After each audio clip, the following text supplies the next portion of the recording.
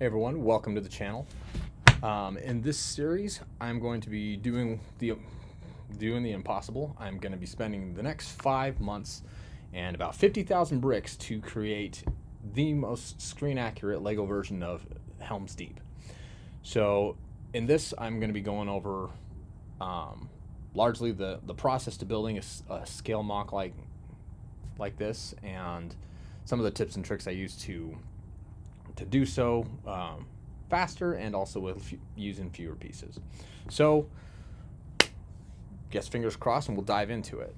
So right now what I'm working on is the underground cave system that supports the structure of the fortress of Helm's Deep. For those of you who have read the books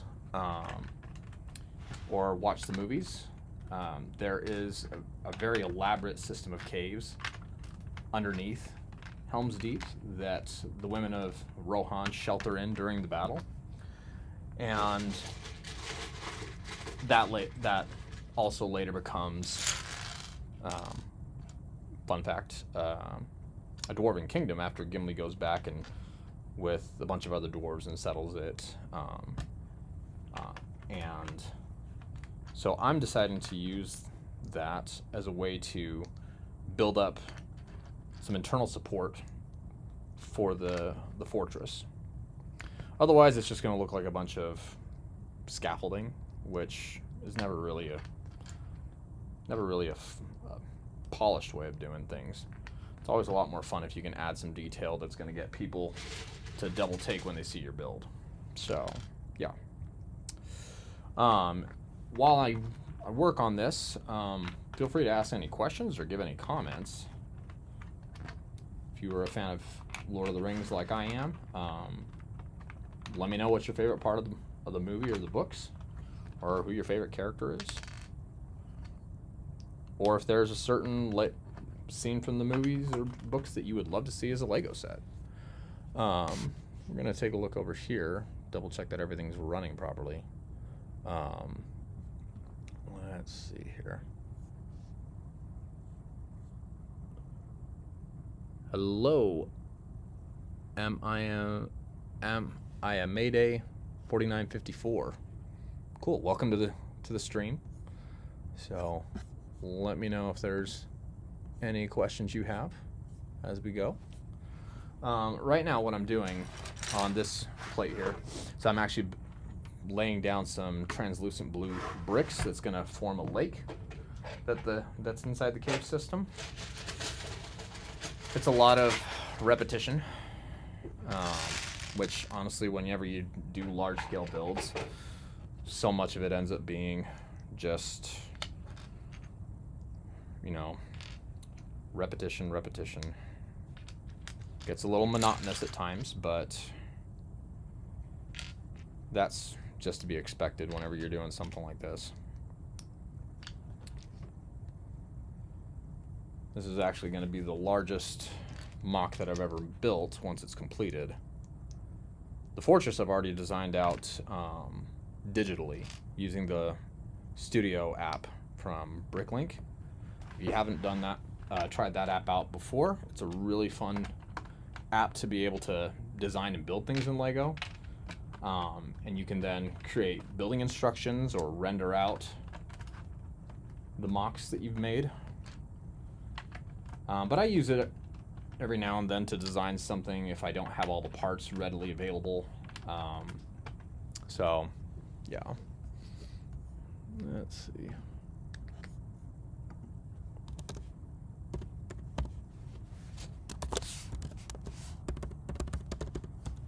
Let's sign in so I can actually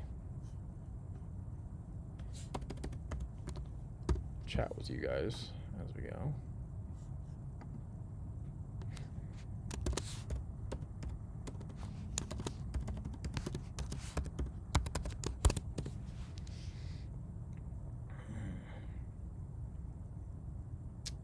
But yeah.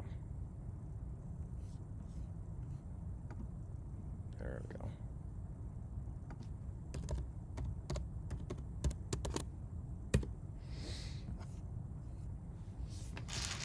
So yeah.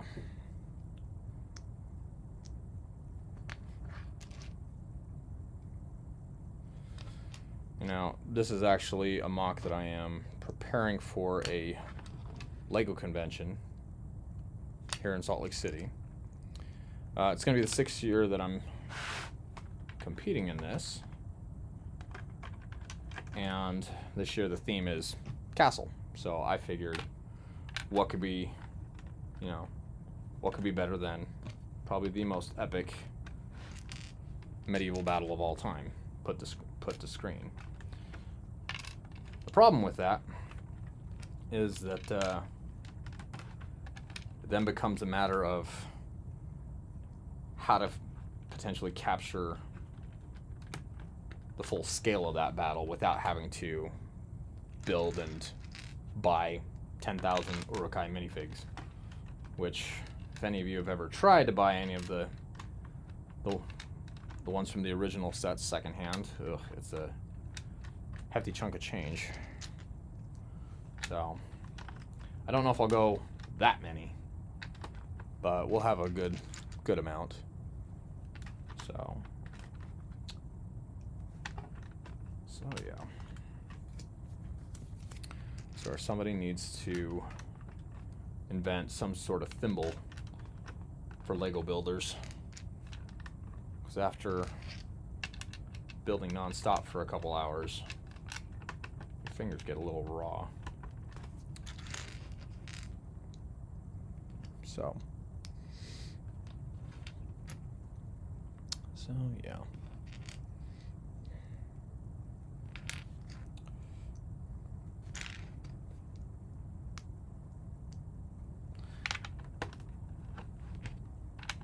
Now, as we keep adding on to this, this section is actually going to match up with another mod, which is basically like this gray base plate that I've built up, so that it can be modular. It makes it easier to take apart when you have to transport something, and then put it back together without having to put too many plates down on top to lock it in place, or having to dismantle it too much. The first year that I had built a castle for this convention, excuse me, I made the mistake of not building it modularly. So I had the entire thing, which ended up being close to like 40 pounds, on top of this big sheet of like 1-inch PVC, and it was so dang heavy. And then the next year I did another castle, and for some reason didn't think to learn from my mistakes, and that one was even heavier. So this time we're gonna do it in sections, so hopefully I don't throw my back out trying to move this thing into the convention center when it's all completed. But hello, Ramen Soup 13. Welcome to the stream. I like the username.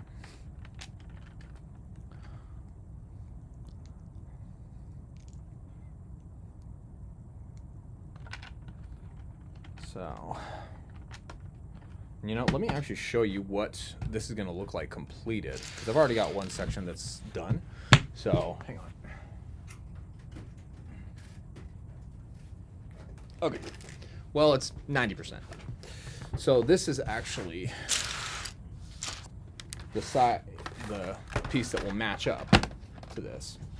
Now, if you can see it, it's already got the lake built in, as well as most of the rock work. So that will connect like this. And when it's fully built, it's going to give me a significant amount of height that I can then mount the castle onto. Another thing that I'm planning on doing is putting in some LEDs behind some of these columns. There's going to be 2 main columns built into this cave system. So then that way, the LEDs can shine some light onto the interior of the cave. Because in the books, the caves are actually come to be known as the Glittering Caves, and Gimli chooses to move there because, as in his opinion, he had never seen anything so beautiful as the interior of those caves. So, gotta have that. For a while, I'd considered using some like translucent Lego jewel pieces, but they ended up being a little hard to build into the rockwork. So, yeah, I decided against it. One of the things I was really wanting to try to maintain with the design of the cave system here was a smooth curvature, because I mean, when caves form, it's because of, you know, thousands and thousands of years of erosion, so you're not going to get a lot of really sharp edges or sudden changes in the topology of the cave. You're going to see very smooth curves that are going to flow, you know, as it progresses throughout the cave system. So that's why I opted to use some of these curved slopes and cheese slopes so that I could kind of sculpt the topology of the interior. Takes a long time though. Like I said, it's largely just the grind, but what do you do?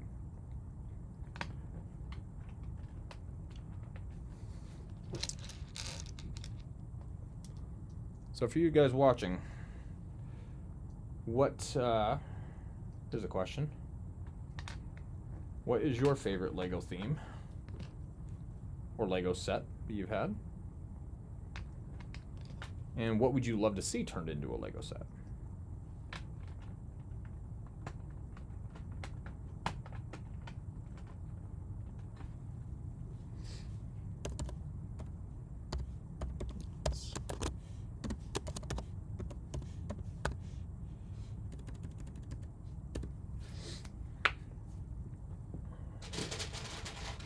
To me personally, if I had to pick any one thing, I'm going to move this back out.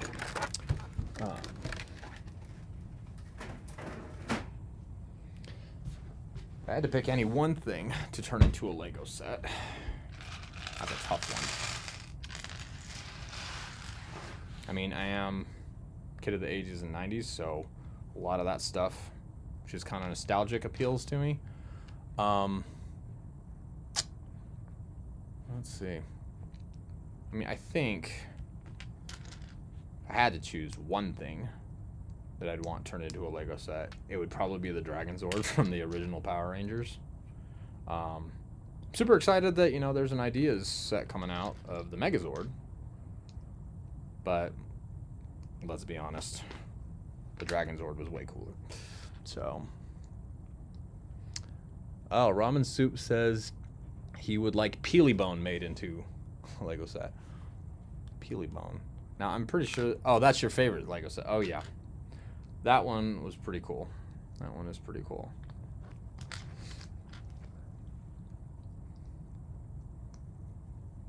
You know, I swear with Fortnite, they keep coming up with tons of crazy stuff to add into that game.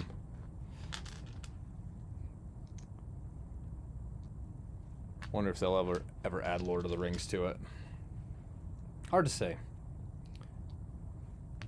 And I am mildly curious about the Hunt for Gollum movie coming out. It's gonna be tough though, because it's been so long, and I just don't know how well that's gonna work with the original trilogy. I think sometimes it can be easy to kind of treat those original movies as untouchable, but as long as they're adding more to the universe, don't see why not. So, but yeah.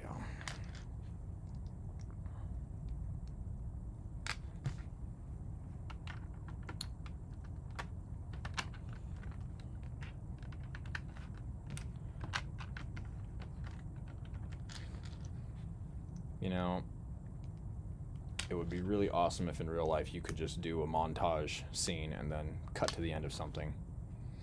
I mean, in post, yeah, but wouldn't that be great to just, you know, turn on some catchy song and then 3 minutes later and all of this is built out. That would be great. But alas, guess we're not going to be doing that.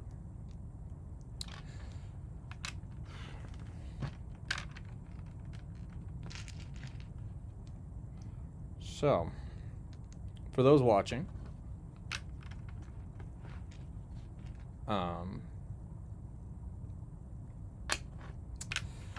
if you viewed any of my other content, what was your favorite build? And is there something you'd like to see me build?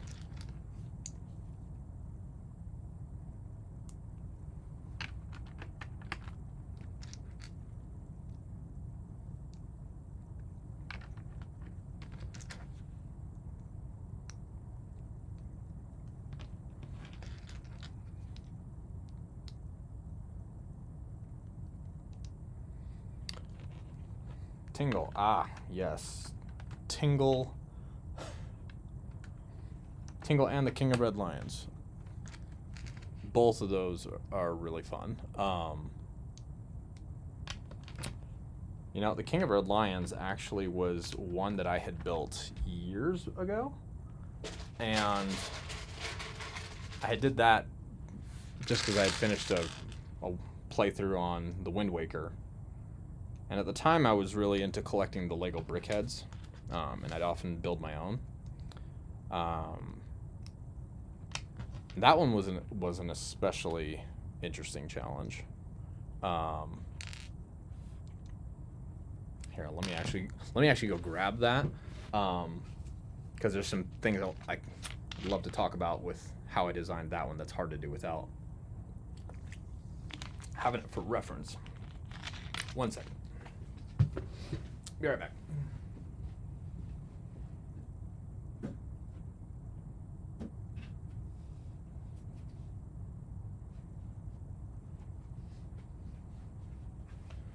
Okay. Thanks for bearing with me there. So, yeah, with him, the thing that made him really challenging was that there's not really a lot of square angles to him. I'm going to remove the sail a bit because it likes to move around a lot. But even if you look at the boat, he's got a very coffin shape to him. So I had to use a lot of hinge pieces and ball and socket joints to be able to angle the hull around to get that actual shape. And the first like 5 or 6 tries with that, oh man, it kept breaking. And funny thing, I felt bad for my wife at the time because I tend to get most of my crazy building ideas at like midnight. So at the time, I would just build in our bedroom with, you know, half a dozen boxes of loose parts. And she would just be trying to go to bed. And I would be trying to sort through brick without making noise, which it's impossible. That is an excellent question. The mouth does not move. I'm very tempted to revisit him and try to get a hinge built onto it. But currently, the way that it's structured, it's pretty much solid bricks all throughout. Sometimes, you know, you really want to get functionality into builds, and it boils down to deciding between the function or maintaining a specific shape or proportion on things. So unfortunately, it ends up being a difficult decision sometimes. I generally tend to prefer going with the shape and trying to keep something accurate to the look than going with something functional. That's just my personal preference. But, you know, if you're building yourself and you want to have something that's movable, then by all means, you know, do what makes you happy. There's no rules to this. Oh, hello, Nerdius. Welcome to the chat or the stream, all that fun jazz. So, but yeah. Oh, another fun thing about the King of Red Lions is, yeah, I didn't even talk today. Sorry. Keep getting tongue-tied. But, that was my first Zelda theme build. I've been a huge Zelda fan since I was a kid. And that one kind of catapulted me into trying to do things from The Legend of Zelda. It's probably... This one is tied for my favorite mock that I've done. So, there's one other one that I think is that would just barely squeak it out. But, yeah. So, in response to Ramen Soup 13, the Guardian that I just did, that one was a really fun one to do. That one was another build. Here, I'll put the King of Red Lions back and we can talk about the Guardian. 1 second.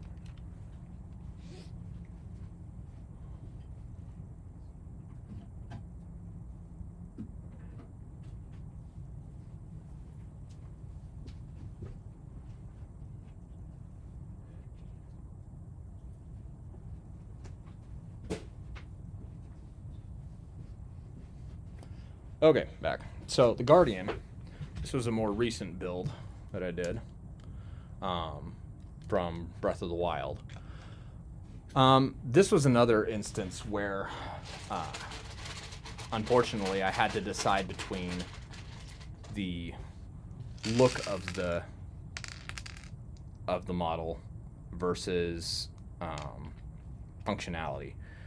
Originally, when I was sketching this out, I wanted to be able to incorporate a lot of the pink that you see on the corrupted Guardians, and even potentially put some light bricks inside so that when you push down on the head, it would light up and whatnot. As I was designing it out, again, it just came down to what I could feasibly fit into the model, and I had to forego that design feature just to maintain him in this size. If I had added the light bricks and everything, he probably would have come out to be like twice as big, and then he'd no longer be in scale with Link here. So, yeah, another difficult decision. So, yeah, the Guardian has been a real popular one. So, I can't decide if it's because of the build or it's just because the music, you know, is super iconic. I think that's caught a few viewers off guard listening to that.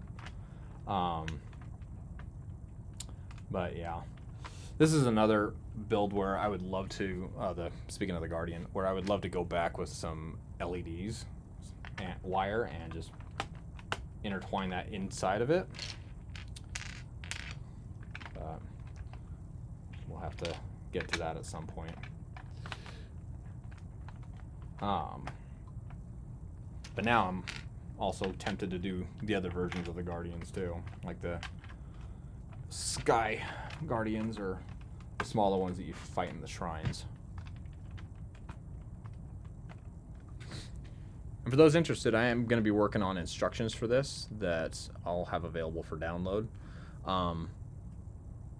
Surprisingly, it looks a lot more complex and like it contains a lot more parts than it does. But yeah, sorry, mouse gets a little dry. But yeah, no, he's not too difficult to build. So, but we're gonna set him over here for now and put him away later. But yeah. So, for any who have joined, question I had thrown out was, what would you love to see Lego create as a set, or what is your favorite set? I already threw mine out, which was the Dragon Zord from Power Rangers. If they were to make that, have a dragon dagger as a gift of purchase, I would be first in place. Yeah, I'd be first in line to get that thing if that ever came out. But again, still excited for the Megazord.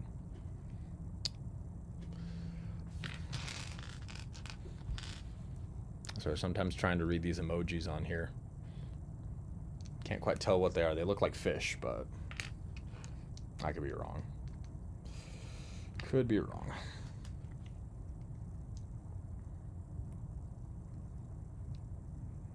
Let's see.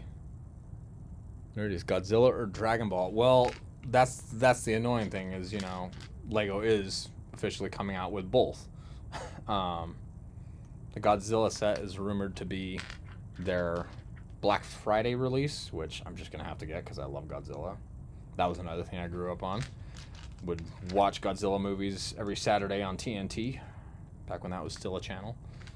And then Dragon Ball, there's rumored to be the Eternal Dragon coming out, which I'm running out of spaces to put these sets. I swear my wife and kids are like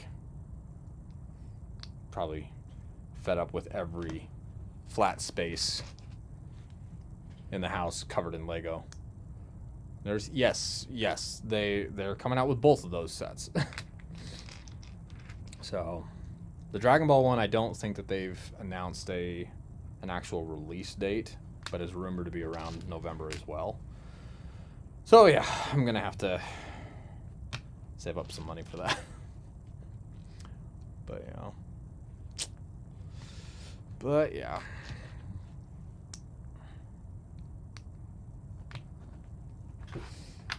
So that is gonna be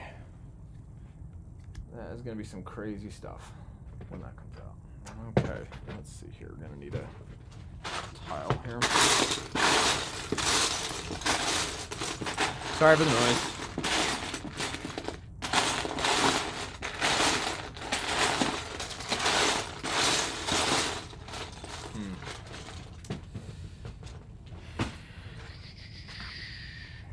I'll take that. There we go. Put that in there.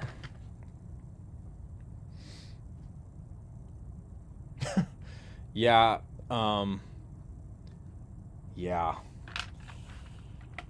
Time to go to IKEA for shelves for sure. Though I swear when I set up, I mean, you can't get a full view of this room, but when I set this room up, we bought out like every single Calex cubby shelf that they had, I swear.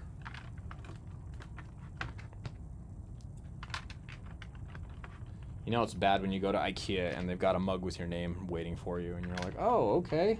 Promise I don't shop here that often. I don't really, but, you know. Awkward jokes. Yay. But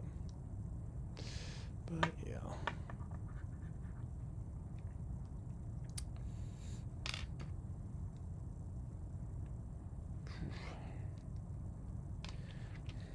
You know, the funny thing about this Helm's Deep build is that I'm guessing it's going to be 50,000 pieces, just based off of the amount of pieces that comprise the fortress, but I could be completely off. I always find it funny when people show up at a convention and, you know, people are asking them about it and they're like, oh yeah, it's exactly 10,862 pieces. And I'm like, you didn't count that.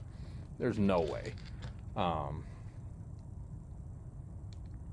It's like, unless you completely designed every little corner out and then printed yourself instructions and purchased all of them, there's no way you're going to know exactly how many.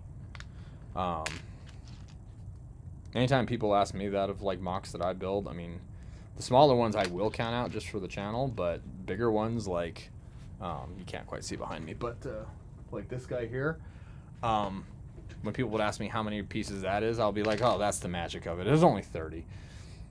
But yeah, I don't have any idea.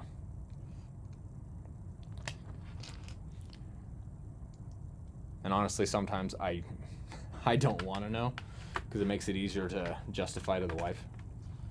How much you just spent on Lego? Huh, that's a topic I'm not going to discuss. Nah, I kid. My wife is actually really understanding of that. More than a wife should be, I think, sometimes. But then again, I think I've also started assimilating her into the collective. Trick is you just got to find out what she's into, and then you just point out all the sets that she would like. That's how it started. My wife's a huge Disney fan. And it's like, oh my gosh, look, they made a Disney castle. Well, stupid me. Gotta love it when you turn off stuff and notifications, and then the phone still decides to scream at you. Cell phones. But yeah. So, let's see.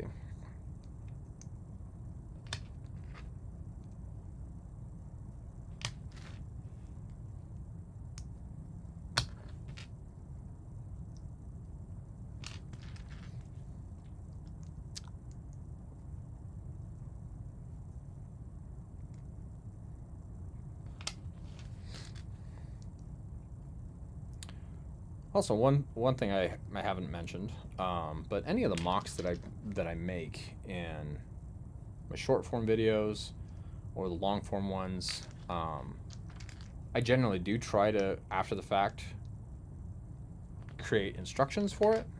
So if there's a specific build that you really like, you can email me. My email's on the channel page, or just, comment under the video, and we can work out getting you some instructions for it. Some it takes me a little while because, dismantling something entirely and then rebuilding it is kind of like a huge gamble, and it takes a while. But I'm always down to share those designs. And then you can always buy the bricks on like Bricklink or Brickowl or Lego.com. So yeah, let me know if that's something that you're interested in.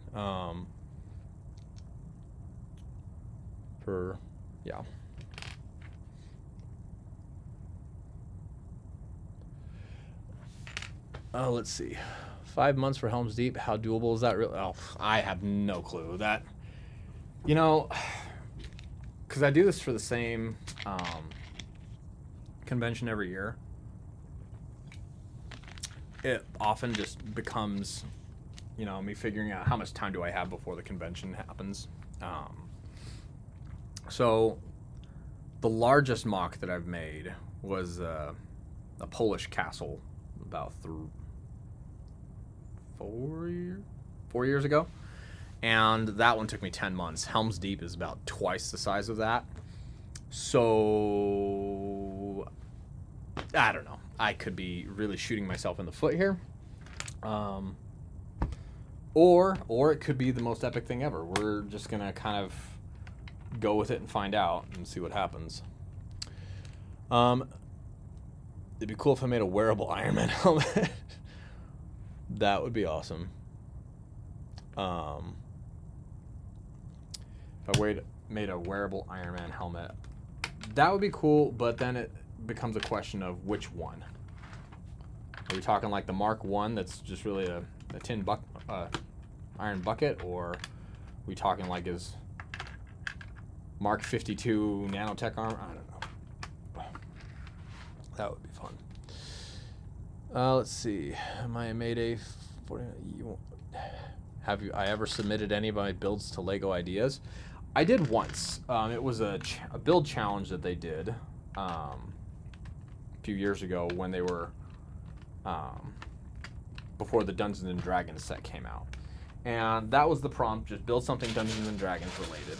And so I did build something for that, which was like a treasure chest that would open up, and there was a playable dungeon in there with a beholder, and then underneath the chest there was a drawer that came out with a bunch of different character parts and accessories so that you could custom create your own character for it.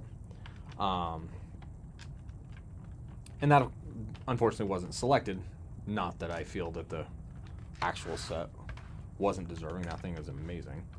But yeah, that's the only one that I've gone through the entire process to submit. I have another one that I'm somewhat working on that I'm not quite ready to disclose, but when I am, that'll be cool. Oh, let's see. The Mark V from Iron Man 2. Oh, the suitcase armor. That would be cool. That would be really cool. Actually, I've seen a builder on, gosh, I think I saw it on the Brothers Brick, which is a Lego website, but someone had taken the large buildable Iron Man set that's currently out, and they redid it to make it look like the Mark V suitcase armor from Iron Man 2, and that was phenomenal. I think that's probably my favorite suit up scene in the Avengers movies, is that suitcase armor. But yeah, so yeah.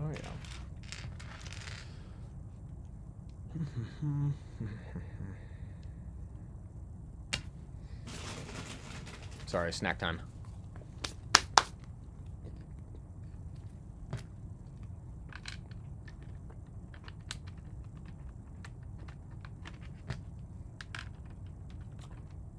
You know, it's funny sometimes when you're at like conventions and you're displaying stuff, people will always come up and ask you, it's like, what's the trick to doing, you know, things like that, as though it's any one particular thing.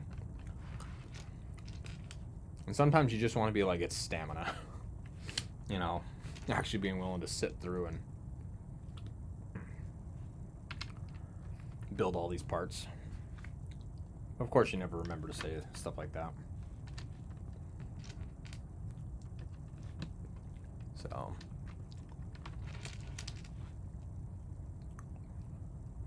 yeah.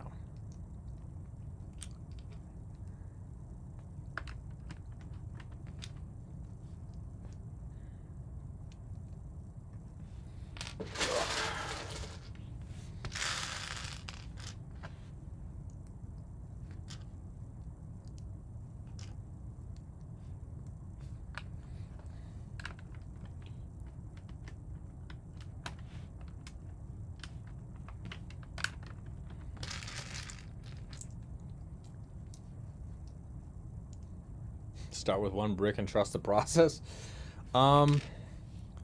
That, yeah, I guess that kind of works. Honestly, for me, like, I find that whenever I'm working on a mock, I find it that, at least how I normally go about things, is I'll sit down and just write out as many different ideas as I can. Like, anything that comes to my mind, I write that down.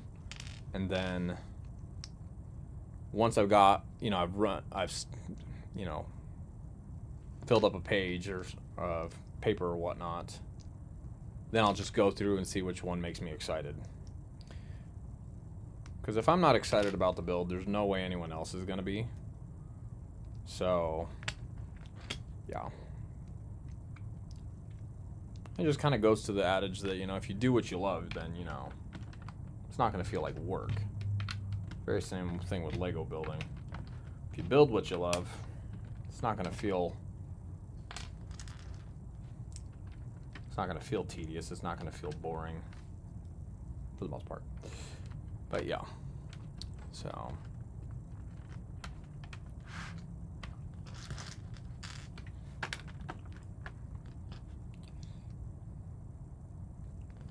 yeah, last year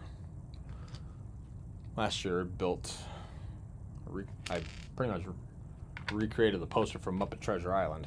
That was a fun one. That one was especially challenging.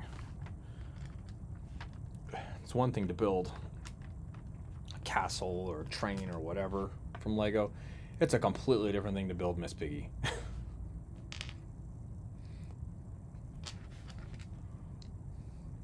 But that was a lot of fun.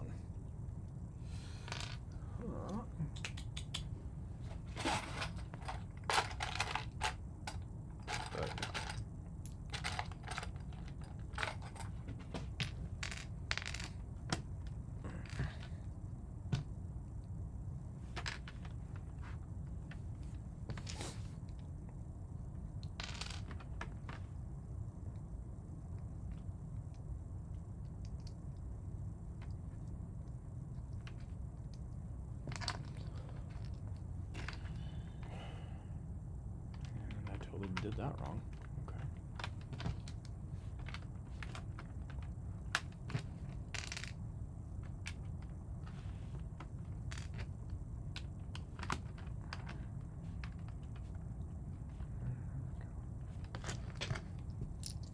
All right. So at this point, we've pretty much covered up just about everywhere that we need to with the water. We'll add some stuff in here later as we build that column out. So from this point now, we're going to start adding some parts onto the side here, using these slope pieces so that we can get a gradual shaping of the rock work as it touches over the lake. This is going to be yet another thing that's going to require a lot of parts, so a lot of monotony adding these pieces together. But generally what I do at this point is I'll decide where the middle, like the widest point of that cave is going to be, which is, in this case, going to be right around the middle of the base plate here. And then from there, just take two, and then we'll want to add those there. And then, yep. So I'll start with that. And then the next thing you do is we'll add some plates underneath that so that with each added layer, that rock work will gradually slope outward and back, and we can create some fun shapes with that. Let's see. Noted. Building Miss Piggy is harder than building a castle. Yeah. Yeah. Honestly, I think anything regarding Miss Piggy would be harder. But, yeah.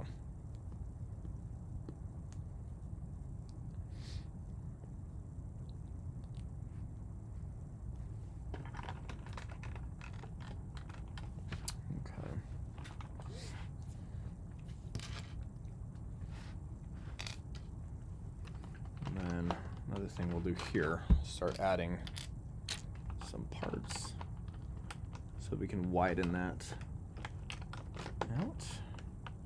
There we go.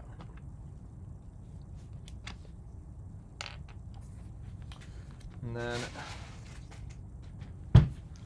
as we keep going further back, we can start using kind of throwaway parts like these lime green bricks to build out the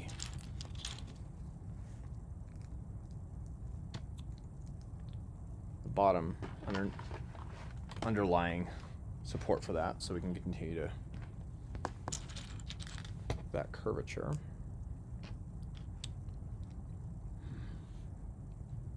Miss Piggy enters the jet. Yeah, that would be the day. Though I'll be honest, if a Muppet did come in on this chat, I think I would probably lose it. Love the Muppets.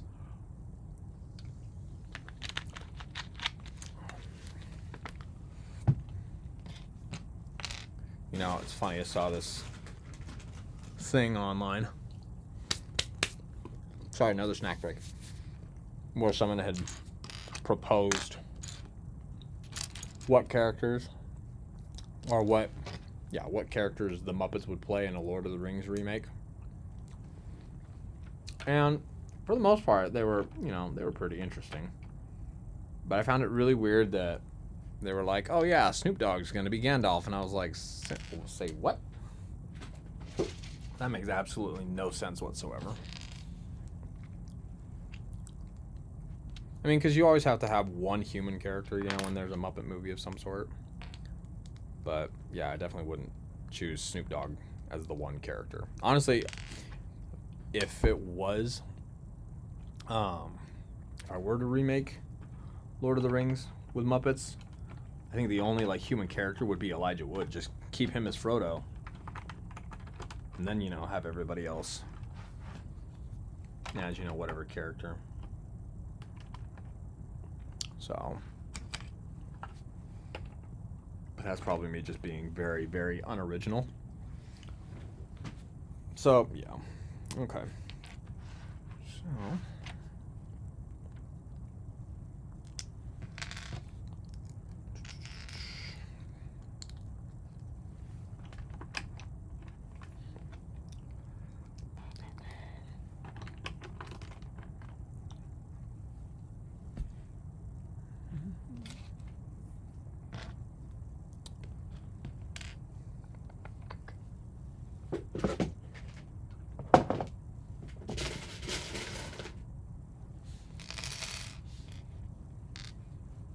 Gandalf would be Sam Eagle? No. Sam Eagle would be Saruman.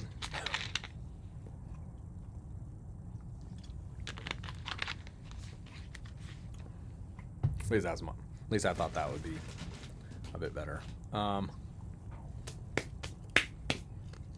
So.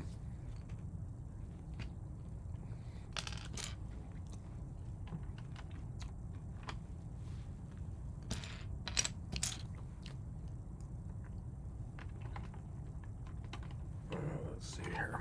Okay. Gonna need a couple of those. Now, the drawback of building like this is that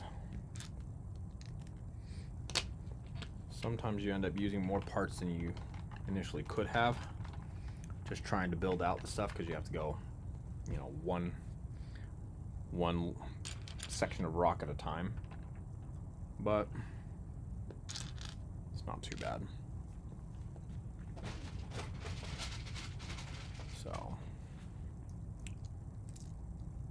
LOL. Lego out loud. Yep. Pretty much ramen soup. Pretty much. Let's see here.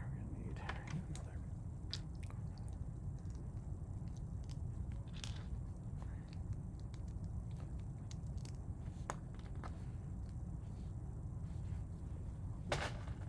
So let's see.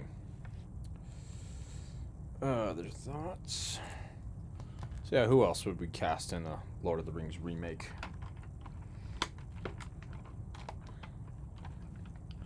Gandalf. That is a good question though. Who would be Gandalf?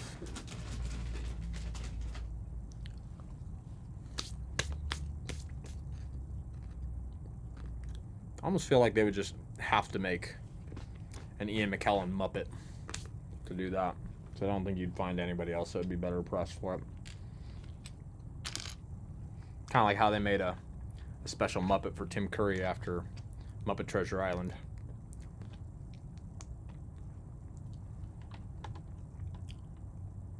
Okay, there we go.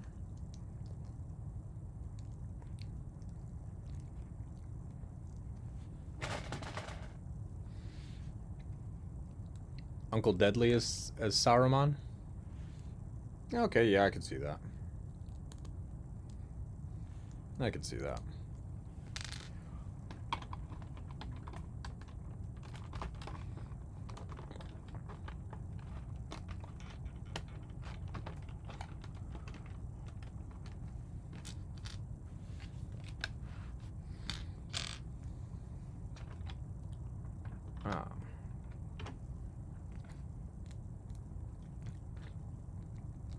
Let's see how that's turned out on that. And ooh, that's embarrassing. Totally forgot to swap out tan one. So don't want any of that green showing through.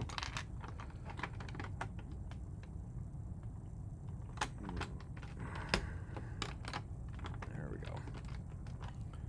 That's better. Okay.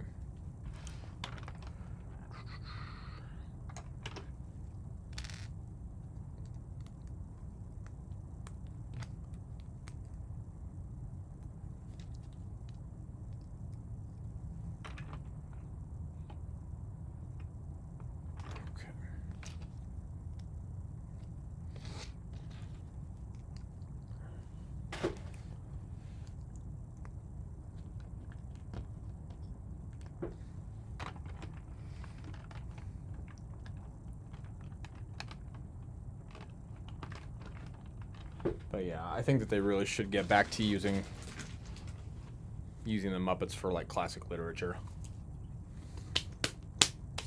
because I don't think you're ever gonna beat Muppet Christmas Carol or Muppet Treasure Island.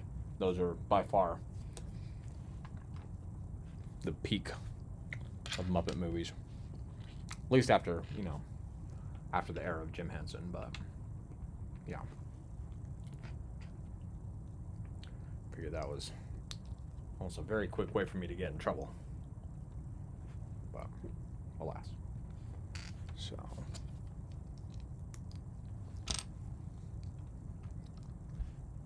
Skeeter is Frodo. Well, see, you make a mistake there, Nerdiest, because Skeeter is actually the sister of Scooter that they made for Muppet Babies. So, yeah, Scooter is Frodo. That makes sense. But yeah.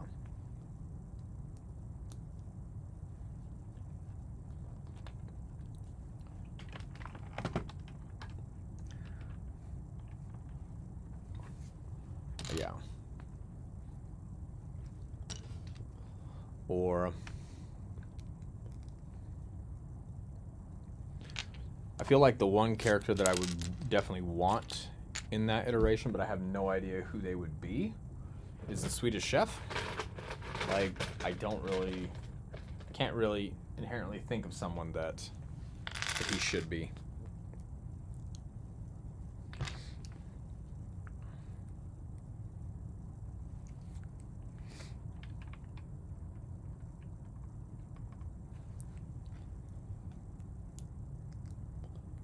Let's see.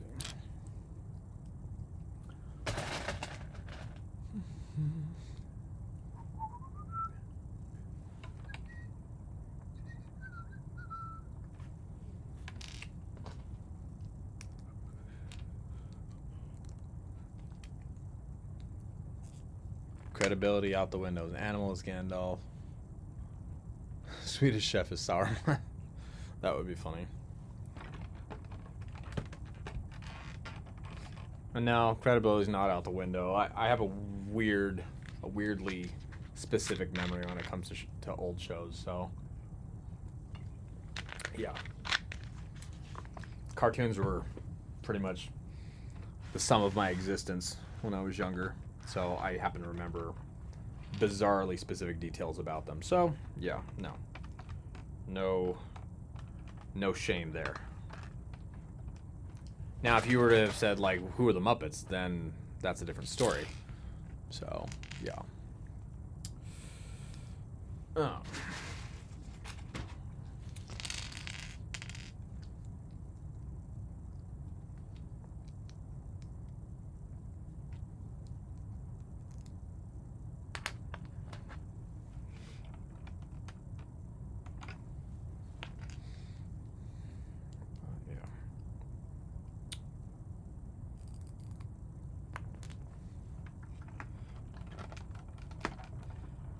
But I swear, Muppet Babies, that show had probably one of the catchiest theme songs. I swear, cartoon intros are not nearly as amazing as they once were. Boy, did they have some bangers back in the 80s and 90s.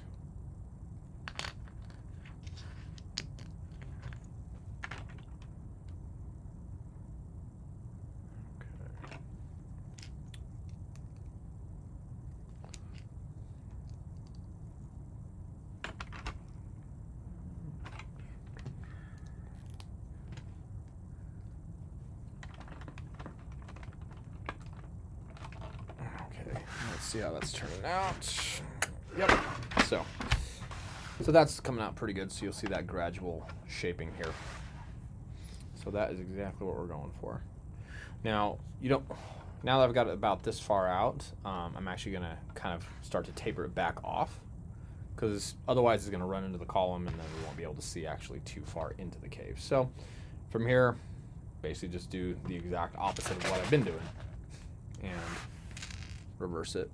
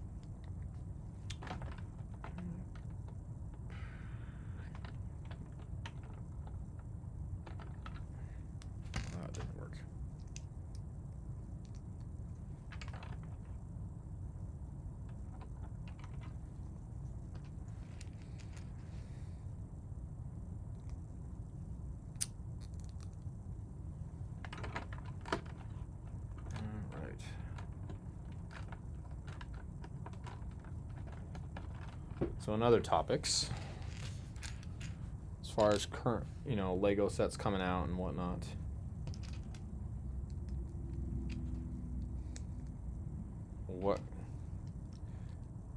What theme are you most excited for? See, me personally, I'm kind of going nuts in anticipation for the Lego sets that'll be coming out for Avengers Doomsday.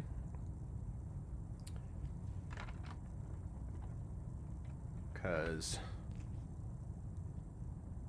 I really hope that they come out with more X-Men.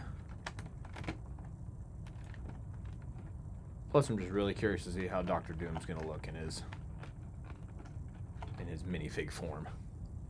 So, here's a Lego question. Let's see, Nerdius.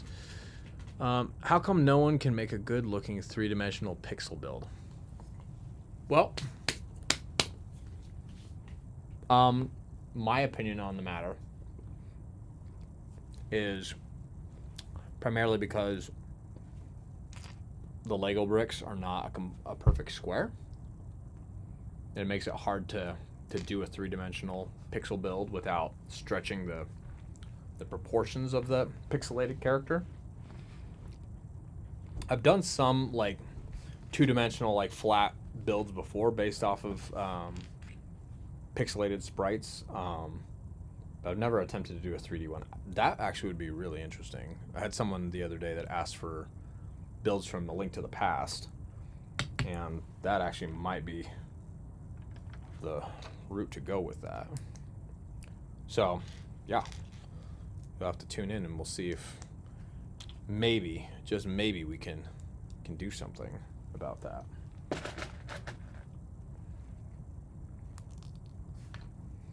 Curiously, what pixelated character would you like to see?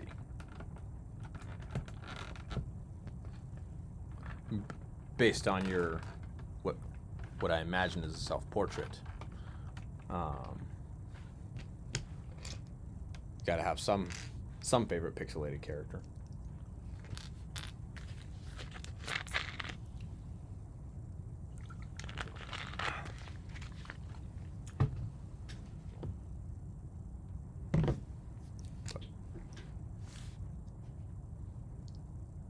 And then crickets chirping. Okay,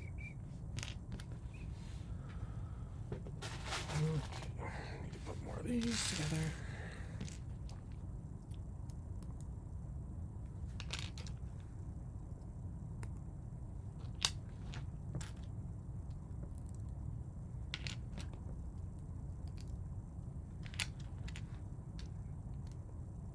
I'll tell you what I would love to see as a pixelated character. Sorry, got a little tongue tied here.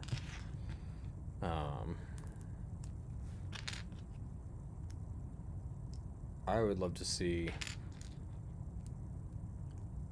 all of the like sidekicks from the, I can't remember what game it was. Oh, been playing Dragon Quest. Okay. Ooh, Chrono Trigger, that would be fire. That would be really cool. As far as me, I think, so my first thought was possibly the different sidekicks that Kirby has from, I can't remember which game it is, but they're all a bunch of different animals. Like there's the hamster, Rick, or whatnot. But then I remembered the NES DuckTales game. That game. That would be great. I would shell out money for that. Love DuckTales. Woo. But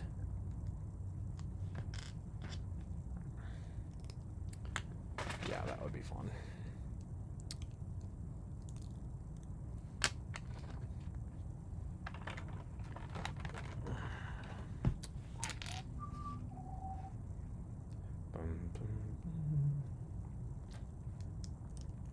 Now, another thing about building like these type of rock workout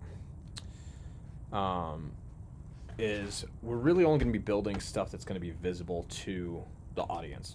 Now, given that this is going to be the entrance or the visible entrance of the cave system, from this vantage point, we're not going to be able to see everything that I'm building down. So I'm actually going to, after a certain point, stop building here and then just build up another area that's increasing, because it really isn't going to do anything aside from waste pieces to continue to build each layer. And that's just something you have, that whenever you get into building like these larger mocks, that you have to take into account is, yes, build to make it look good, but more importantly, or not more importantly, but almost equally importantly, is learn to build within your budget. Which I'm still learning how to do. I'm still learning how to do that. So.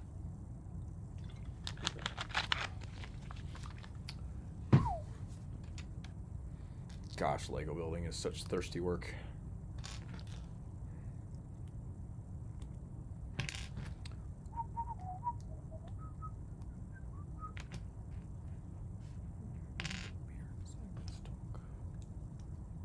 Sorry, I've got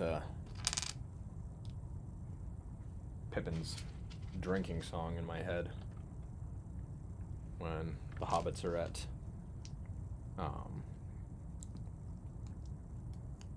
the little tavern in the Shire.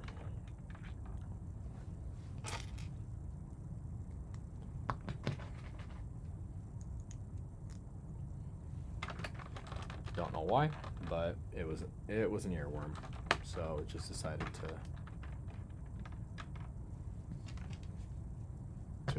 engulf my brain for a bit. Oh, let's see. Okay, well, thanks for joining us, Nerdius. Have a good day. Tune in next week. So, oh, and have fun at the thrift shops. You never know what you can find at thrift shops. I have lucked out on a number of things sometimes. There was one time when I was like, gosh, how old was I? Probably like 16. Went to a thrift store and found a big black garbage bag full of old, like, classic castle figures. Nowadays, it would go for hundreds of dollars for all that, and this whole bag was $15, and I was like, oh, this is awesome. And then I came home, and then I split it with my brother, and then I found out that a couple years later he had just given it to a nephew, and I was like, what? But, you know, to each their own. So, yeah. So, anyone else who has happened to join up, welcome to the stream. Let me know if there's any questions you have about the build. Right now we're working on building a lake and underground cave system for a Helm's Deep mock, which hopefully will be completed by end of August. Most of the build has been already designed out, so it's, yeah. So it's well on its way, despite what it looks like.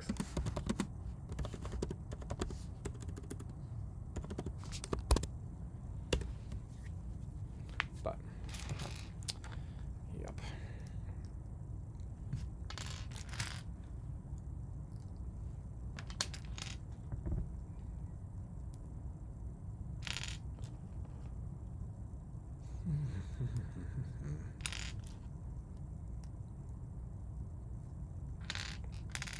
Yeah.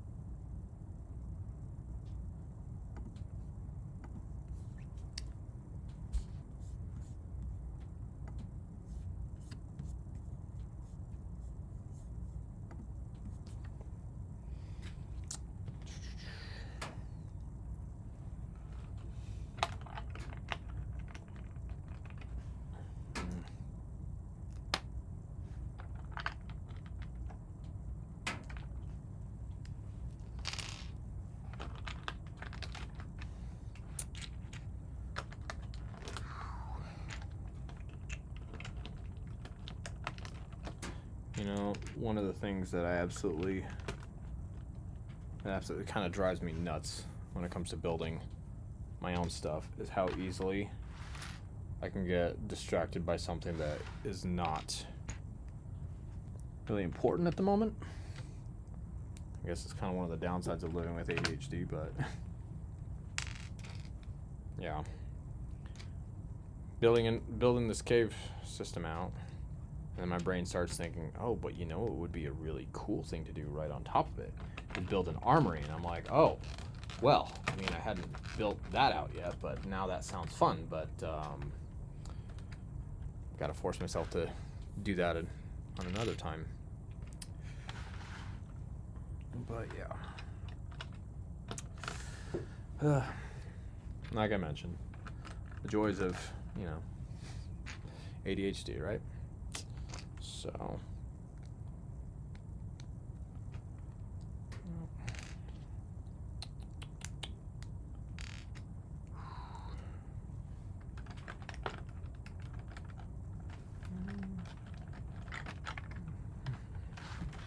rotate this here real quick. Sorry, so you guys can't see it. No, I'm just kidding. Just kidding.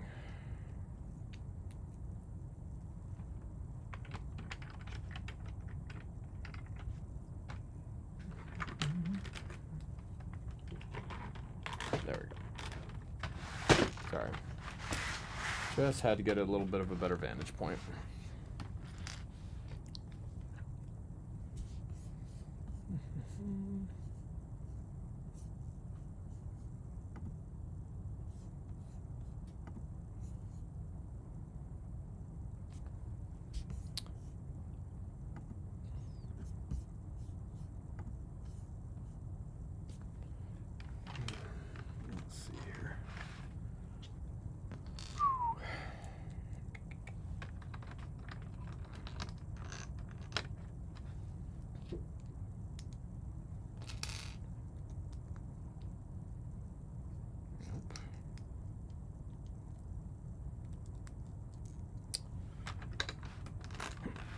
There we go.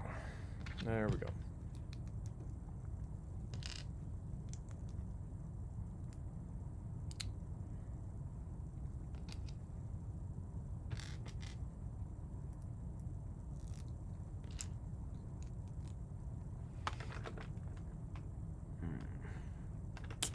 Too tall.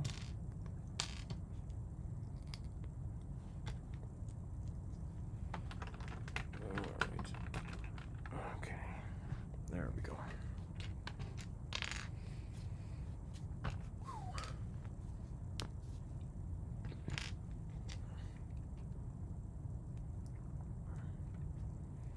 All right, so at this point, I think rather than go back further out this way, I'm going to start back here and again start building some of that out.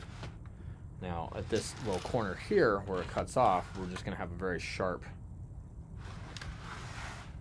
drop off and then continue again, so it'll look like there's a lot more dimension to the rock work. But we're going to start again about the middle, right about there. That'll work. And then once again start building more of that out.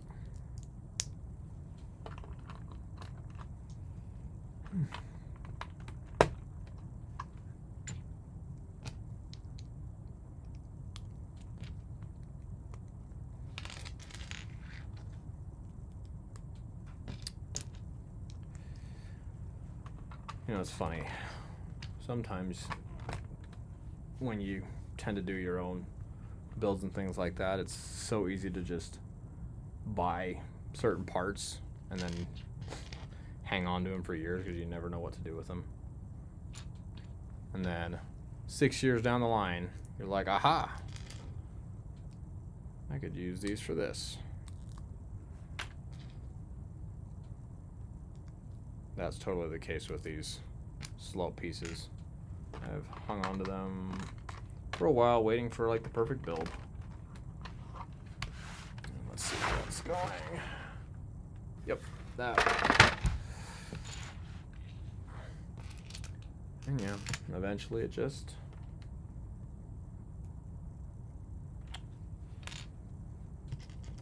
works out.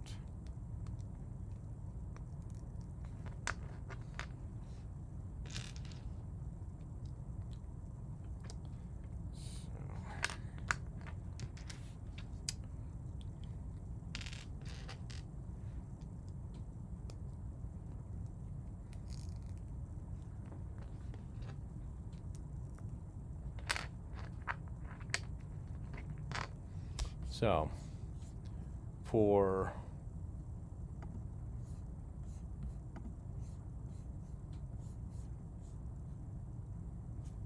those of you watching, what would be a fun Easter egg you think I should throw into the mock? Generally, when I've done mocks, I like to have stuff that people can search for. Almost like a Where's Waldo book. I don't know if you guys ever read those. They always have all sorts of wacky things happening in the background.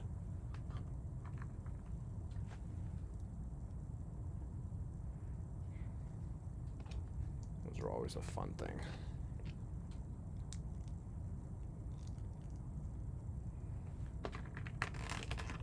Okay, there we go. Sorry, quick snack break.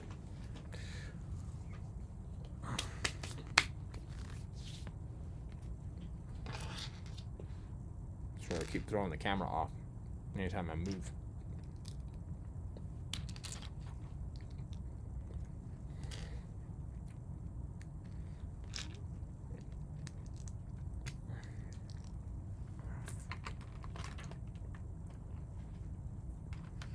Let's see. This is close. It does cause a bit of trouble with these here.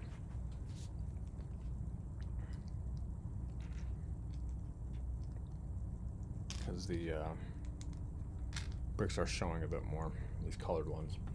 So I'm going to have to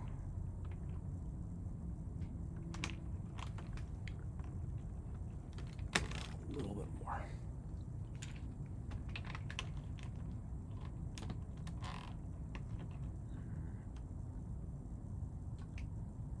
Nope.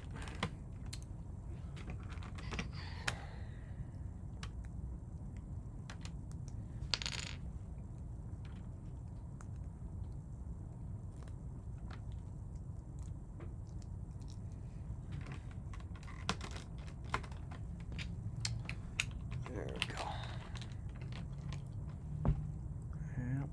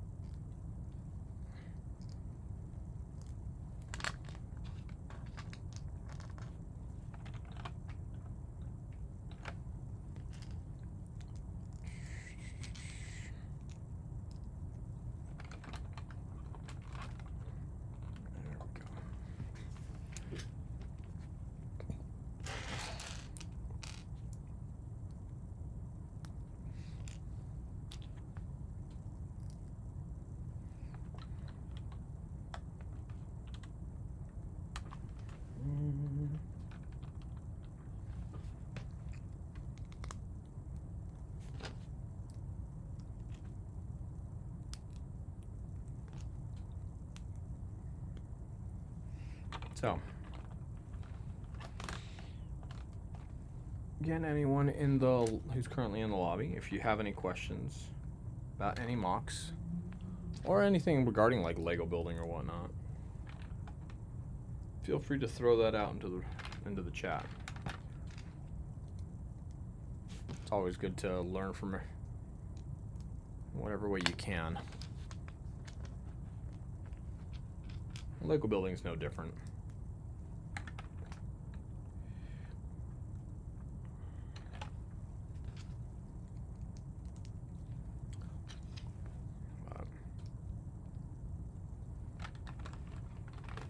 There we go.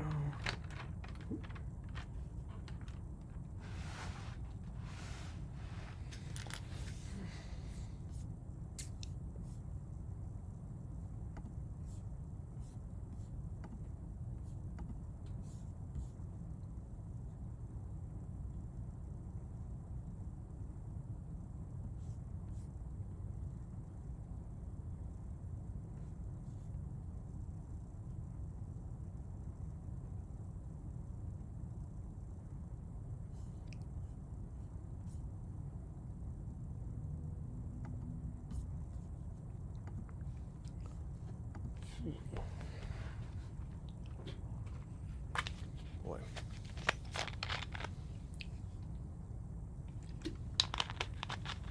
You know, fortunately I have a building space nowadays, but it used to be that I'd just throw these mocks on the dresser or whatnot. Made it really difficult to get at certain spaces sometimes. It's funny because I'll bring it up to my wife, and half the time she's like, "Oh, I actually miss it." I'm like, I don't know how much I believe that. So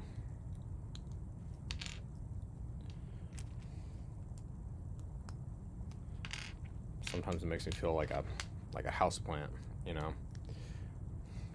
So you can't keep getting bigger and bigger if you don't have any space to expand to. But now that I've got this build space, I'm starting to think of more and more really big builds to do. That's dangerous.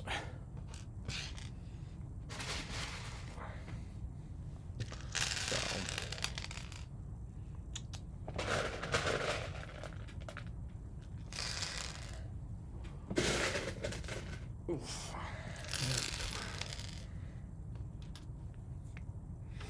Let's see what layer we got next. Okay.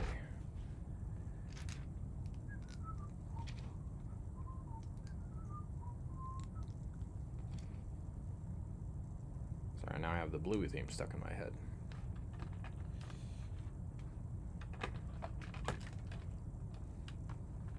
It's funny the things that your brain just decides that you're going to be a fan of.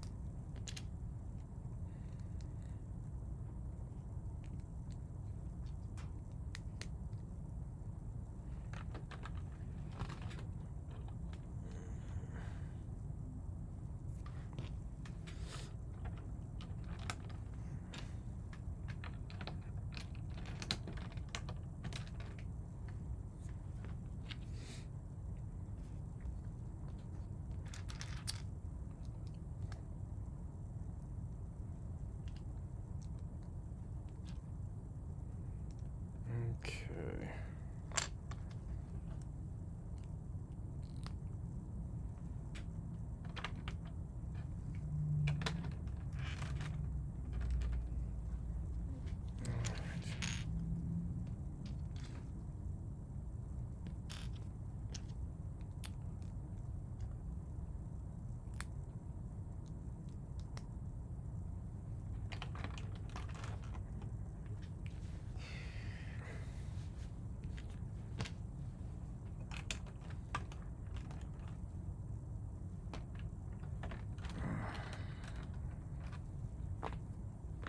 Oh, that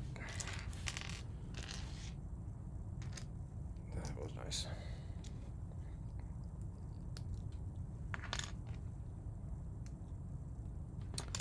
So, sorry if I tend to drift off here a little bit, and sometimes I tend to get a bit hyper-focused on what I'm working on. So, but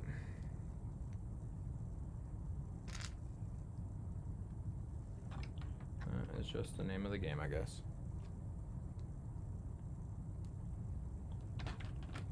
Okay, there we go.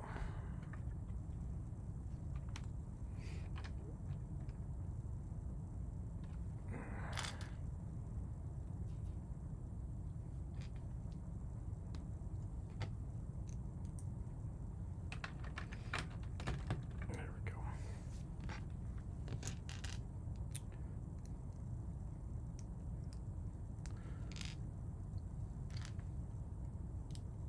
Now, if I do succeed in finishing Helm's Deep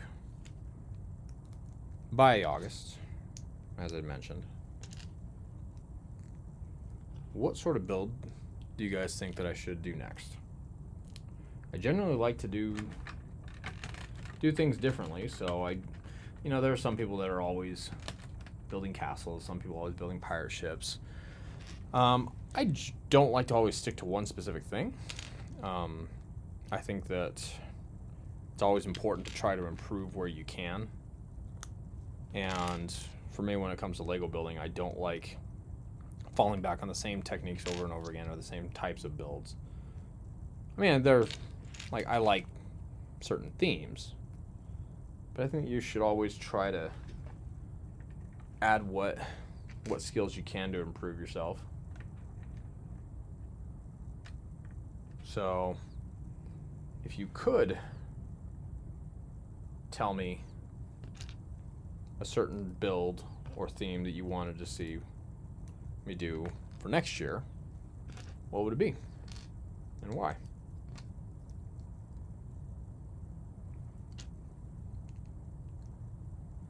To be honest, personally, I've been very tempted to try my hand at some of the themes I don't often go into, like space. But then again, that's also a little nerve-wracking. Just a bit out of my wheelhouse. So, yeah. I think as far as space goes, like Star Trek stuff, I would love to see more of it. Love to see maybe a Klingon bird of prey or something. Now that they have Klingon forehead pieces, I feel like that's just like the natural evolutionary step in the Star Trek franchise. But who knows? I guess I just kind of... This may sound a little blasphemous, but sometimes I get a little tired of seeing nothing but Star Wars stuff. Love Star Wars, love it to death. Probably got more Star Wars toys than I really should for someone my age, but I guess I just get tired of seeing everything being Star Wars or whatnot. There's not enough love for Star Trek. But so yeah, I don't know. That would be a fun thing to see at a convention, I think.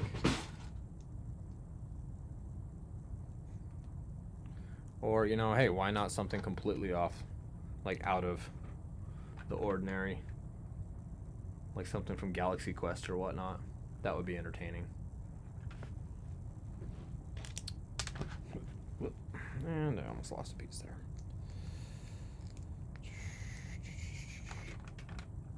Nope, not quite there yet.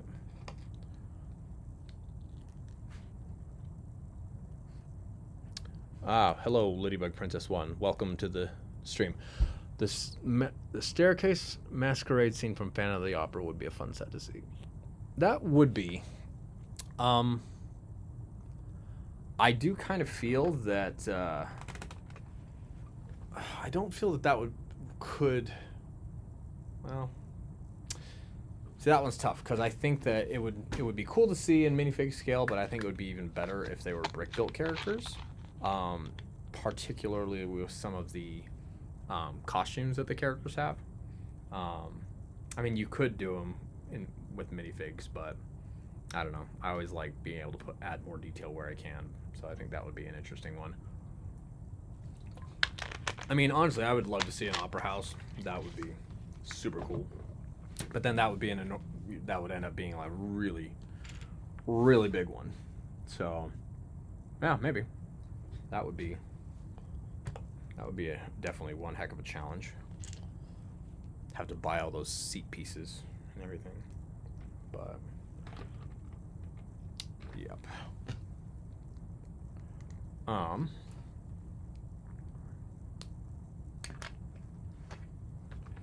Let's see. Okay.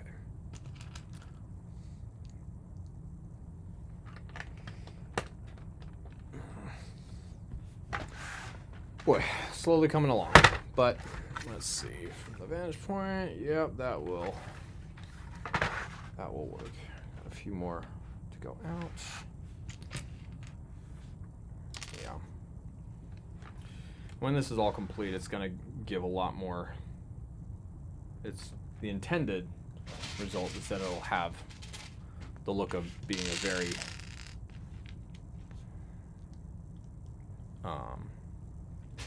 having a lot of depth to the cave system,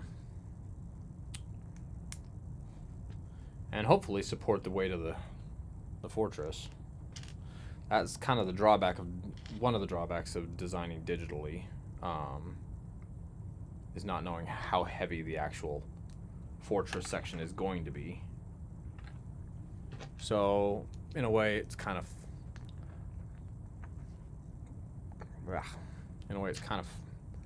building blindly. So we'll see.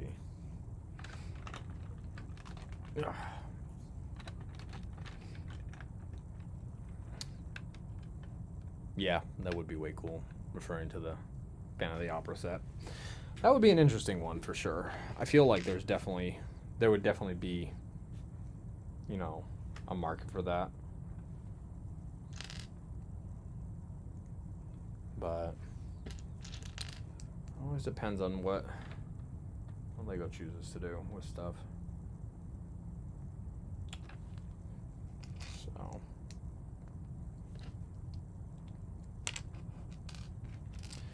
but yeah.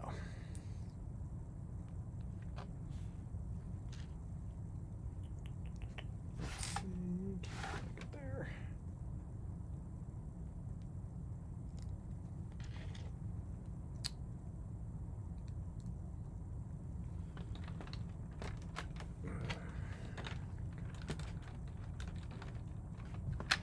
I swear, by the time one of these things is done, I should weigh it and figure out how many parts go into it.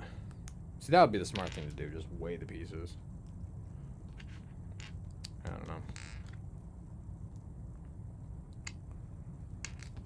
It's always one of those funny things where people will be like, well, don't you want to know how many parts are in it? And it's like, not really, no. I think that would just give me a headache thinking how many dinosaurs died for this LEGO mock to be finished.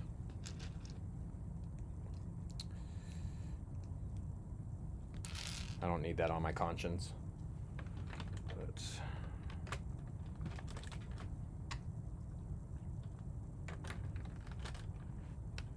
But yeah.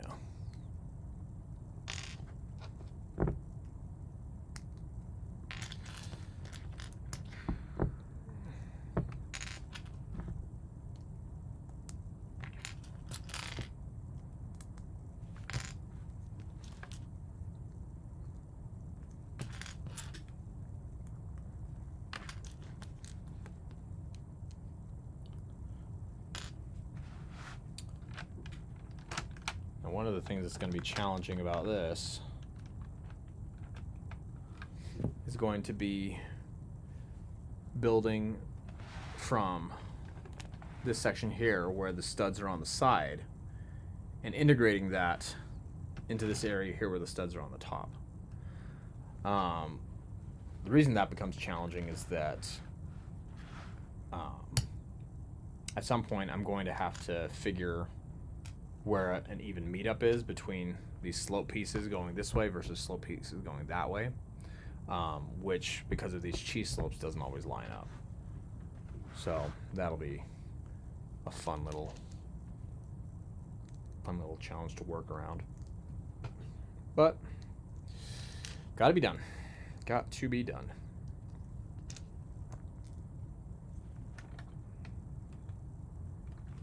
So I always think it's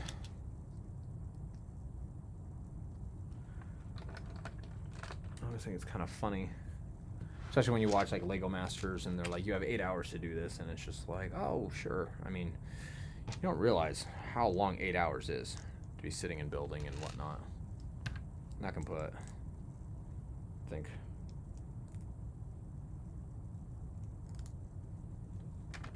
that can put you into a bit of a freeze mode sometimes, I think. But oof. Okay, have to go a little bit higher with that. So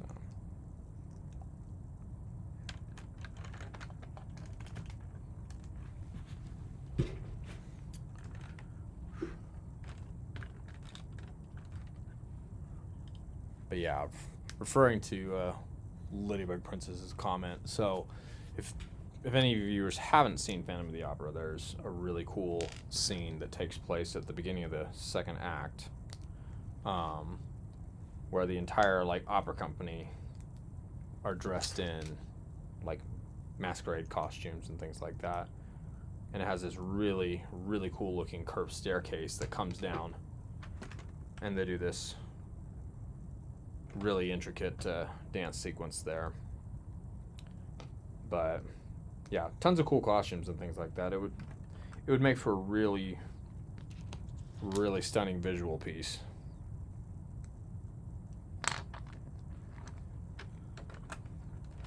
And now my brain's starting to work on that. It's just like, no, I need to dedicate the brain work here. But what do you do?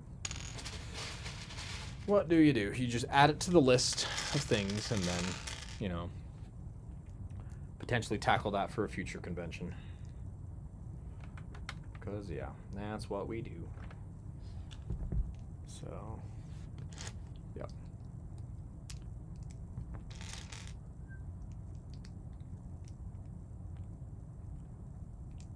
So again, for anyone who has joined or might be hopping in or out, what would you like to see Lego turn into a set? Or what is your favorite Lego set?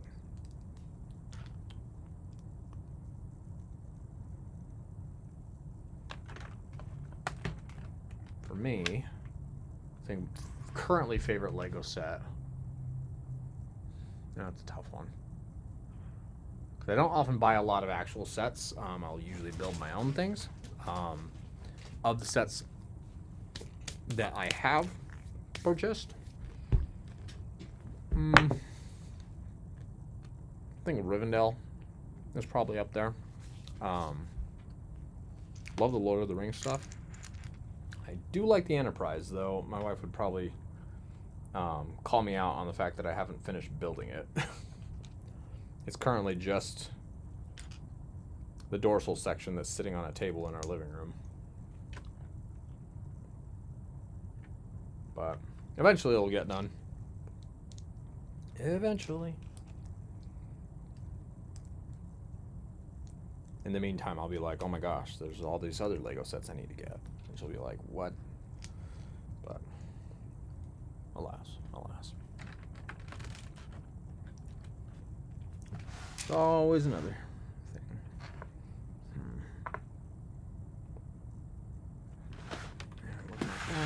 Let's see. See, now I look at that and I'm like, I don't really know if I like that because it's too... There's not enough dimension here. It's not changing enough. And so we're going to make the decision to maybe, well, no, we'll keep that as is because you won't really notice it there. It's going to be more apparent up here if I don't have a lot of differentiation between the curvature. Again, at this point, as we're getting further back on this section of the cave, this is really just for structure. It's not really a huge visual draw, so it's not going to be a problem if I'm just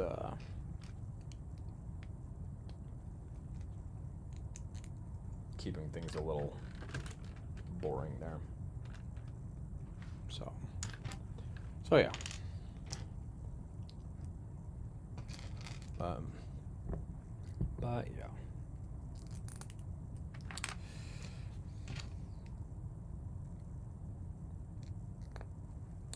You know, I remember there was a Lego Friends set that they came out with a while ago, several years ago at least, that was an actual, like, stage with curtains and everything like that. And that thing sold so well. But that would be a fun theme to revisit.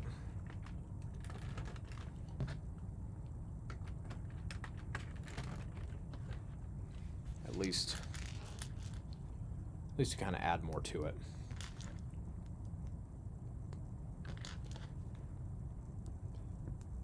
But yeah.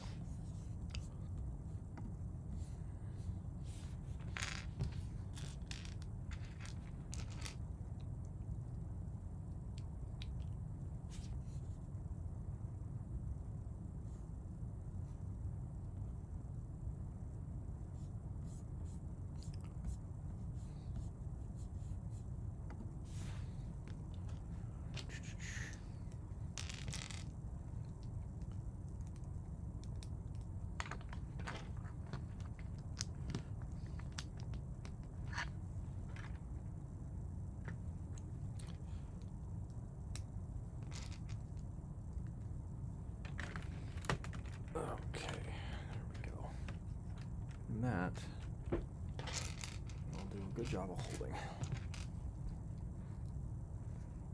The thing that's nice about using the caves for structure is that they're naturally creating curves. And arches, one of the strongest things in architecture. Plus, it makes it look nice. So, yeah. But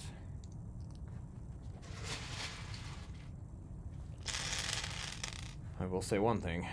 In the event that I do end up breaking this up, this is not going to be fun to dismantle. It's going to be a piece of work. But, you know, c'est la vie. C'est la vie.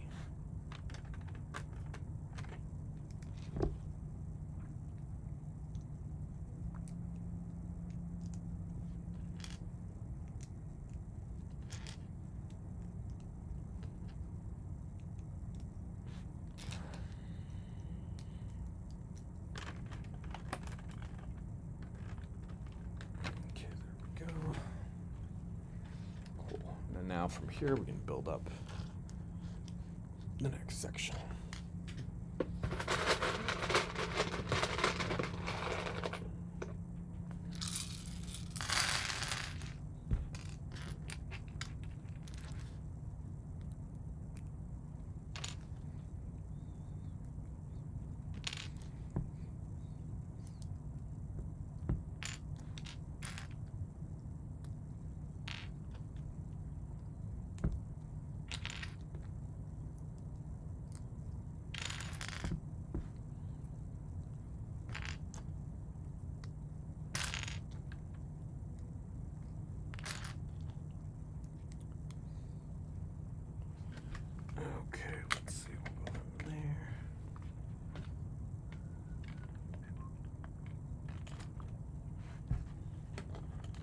Here, the advantage is I can just pull this plate off and just build it directly on there.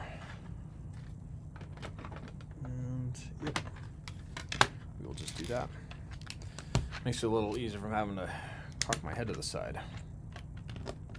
Felt like a pigeon for a bit. But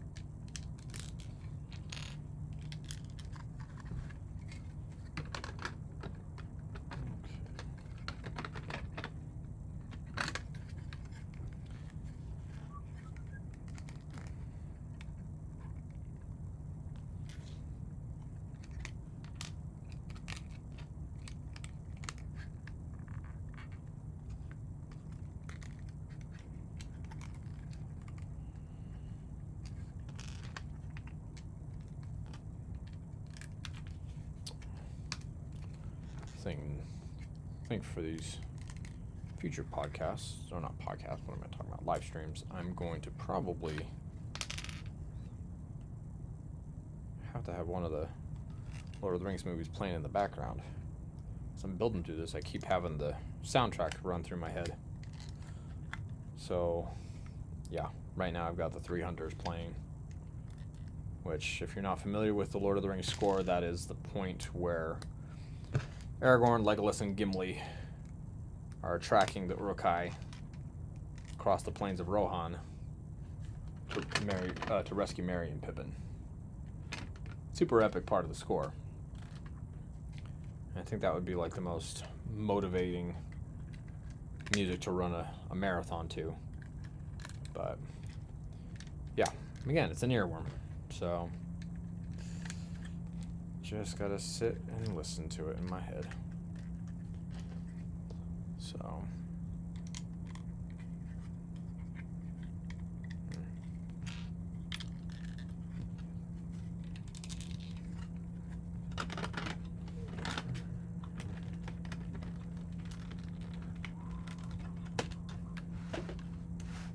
okay, that is looking good. Get that.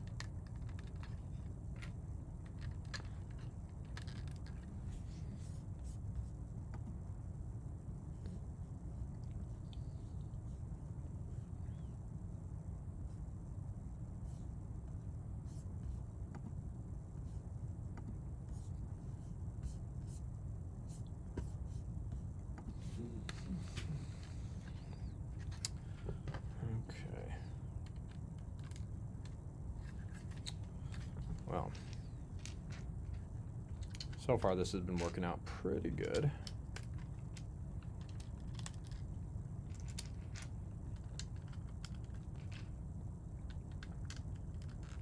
At some point, I swear I'm probably going to run out of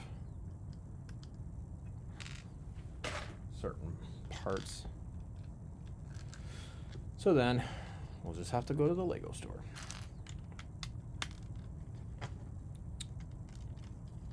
I mean, surprise, surprise, right?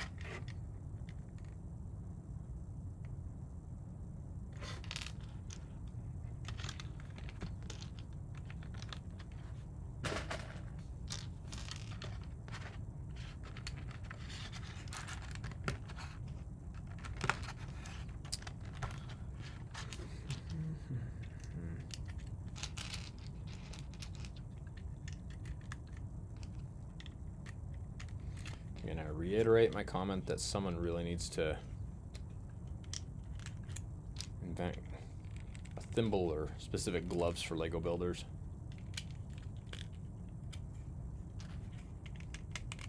Because after a couple hours of pushing just one by one on top of each other, your hands get a little worn out. So, but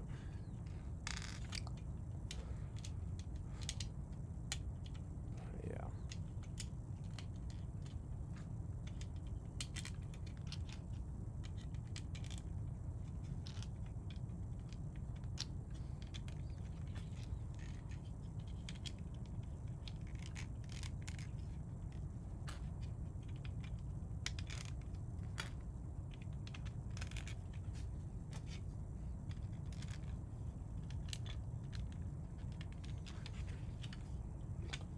How this looks. What's in here? So a bit more work to go, but then that's how it's gonna look from anyone outside. I mean, it's probably a little too uniform. You might end up changing that up a bit, but that gives you a good idea as to how that's gonna shape. So I'm gonna grab the other section, hook that up, and then see what that looks like.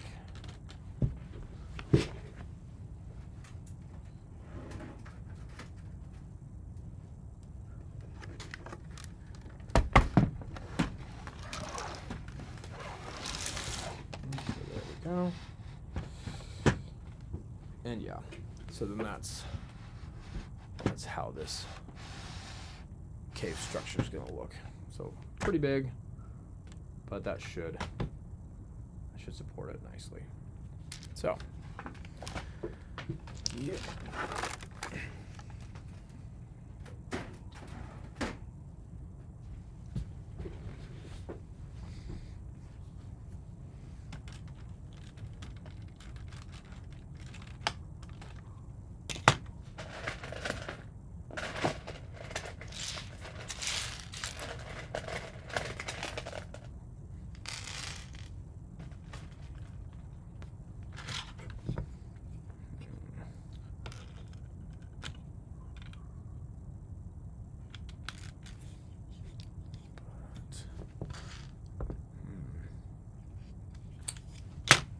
However, I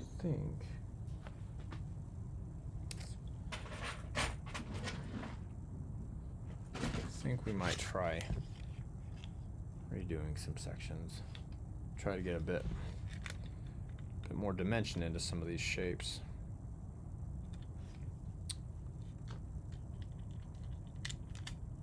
That is the drawback sometimes. You just find that you got to do things a little bit differently.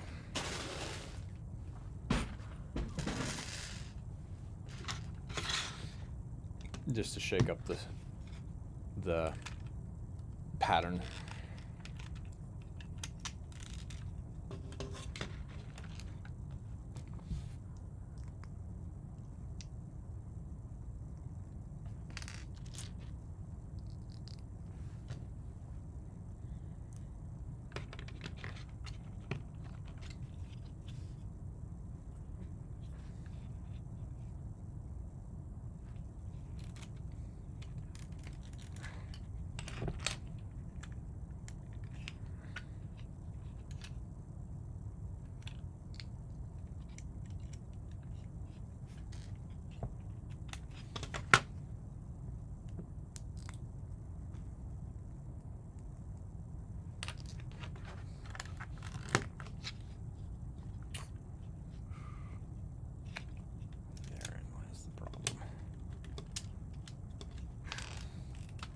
Now I've got to go back and change out some of the studs here, or the bricks here, so that the green doesn't show through.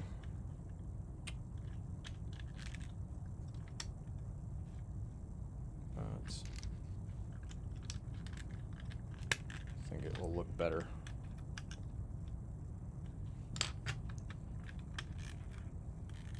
Yeah, once we add some of that differentiation, it's going to look a lot better.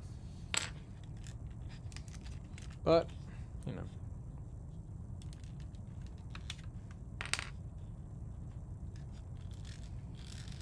There we go.